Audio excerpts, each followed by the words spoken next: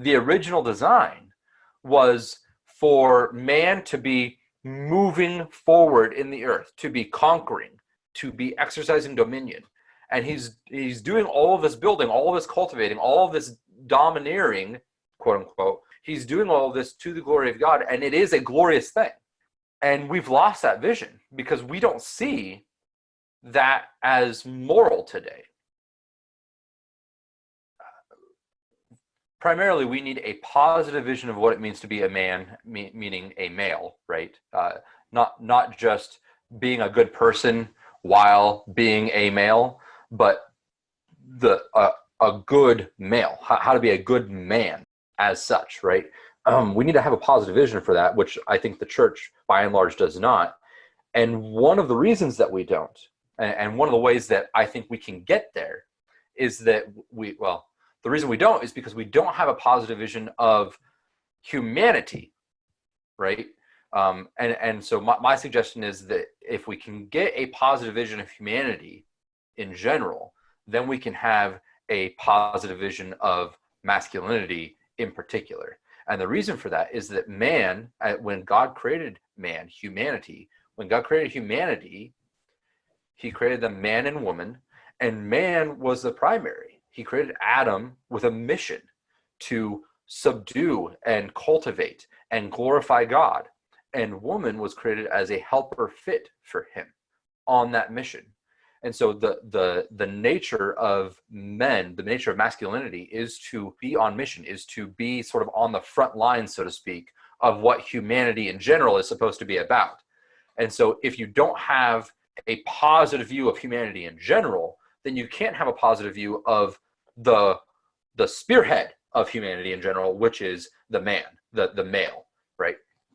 And so, and why do I say that we don't have a positive vision of humanity? Well, look at most Christian theologians. When they talk about anthropology, right?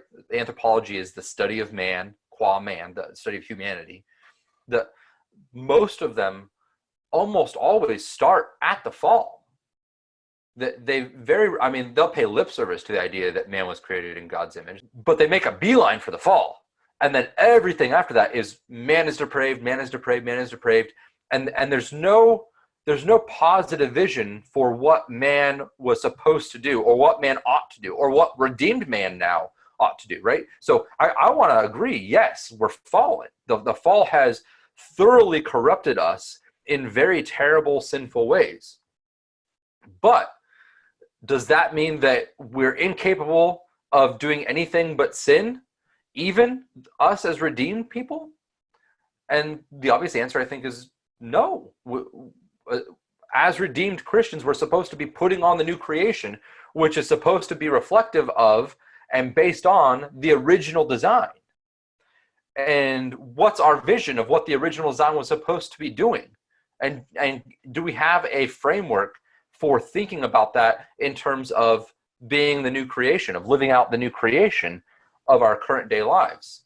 And I don't think that we do, because the original design was for man to be moving forward in the earth, to be conquering, to be exercising dominion, to be cultivating and building, to be working and keeping, to be exercising authority.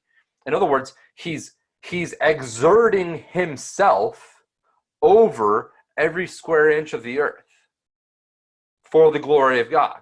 But it's him doing it. He's building. He's building a household. He's building a business. He's building his life. And he's doing all of this building, all of this cultivating, all of this domineering, quote unquote, dominating, having dominion over creation. He's doing all of this to the glory of God, and it is a glorious thing, right? And we've lost that vision because we don't see that as moral today.